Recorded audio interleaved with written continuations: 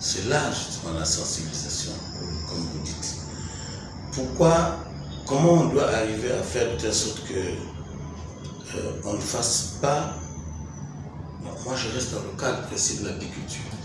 La coupe sauvage des arbres, c'est généralement quand on aperçoit un essaim d'abeilles là-bas, on se dit il y a le miel. On vient, on coupe l'arbre. Hein? Bon, moi je sais que ce n'est pas partout la même chose. Il y en a qui grimpent pour aller cueillir le miel depuis là-bas. Ça encore, ça peut se comprendre. Mais ceux qui coupent complètement l'arbre tombe, l'arbre meurt. Il n'y a pas que l'arbre qui meurt, mais il y a aussi les abeilles qui meurent parce qu'on y met du feu. On met le feu pour tuer les abeilles, donc on a tué et l'arbre et les abeilles. Vous comprenez que c'est bon. Donc, il y a un travail de sensibilisation à faire, et c'est pour cela que nous avons créé même toute une école, pour ouvrir une parenthèse à ça, une école pour former les apiculteurs. C'est-à-dire, l'apiculteur, lui, il ne cueille pas le miel, lui, il récolte le miel. Il y a une différence entre cueillir et récolter. Nous, les apiculteurs, nous récoltons, c'est-à-dire, nous allons prendre le miel qui est dans la ruche, parce que nous sommes protégés, nous avons des tenues de protection, nous prenons le miel, et même les abeilles qui s'accrochent encore au gâteau, nous les renvoyons dans la ruche à l'aide d'un instrument qu'on appelle la brosse à abeilles. Vous voyez, donc on les caresse, on les renvoie dans la ruche, et on prend le miel tranquillement, on s'en part. Par contre, les cueilleurs de miel, c'est comme je vous ai dit, ils abattent les arbres, ils cassent l'arbre, ils cassent le bois, ils tuent les abeilles, ils retirent le... Il y a une pratique dans un coin de cette république, dont je ne vais pas citer. Comment ils font? Quand ils ont abattu l'arbre, ils pilent le manioc, les feuilles du manioc.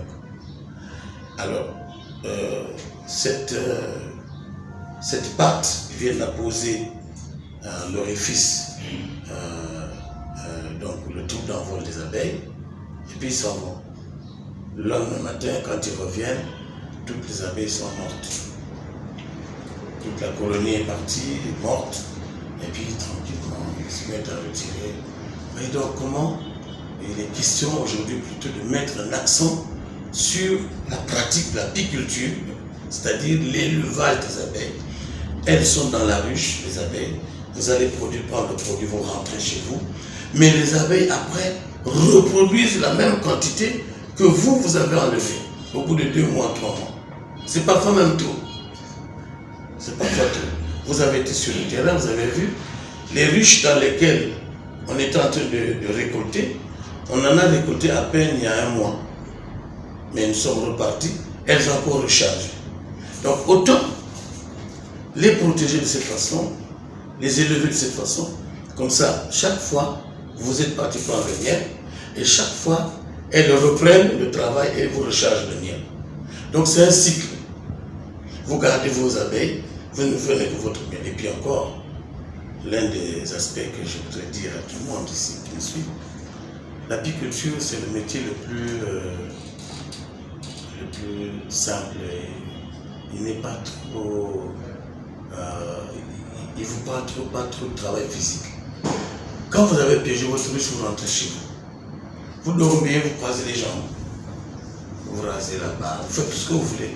Ce n'est pas vous qui travaillez, c'est l'abeille qui travaille. Et puis un jour, vous partez, vous ouvrez, vous prenez le miel, vous rentrez chez vous.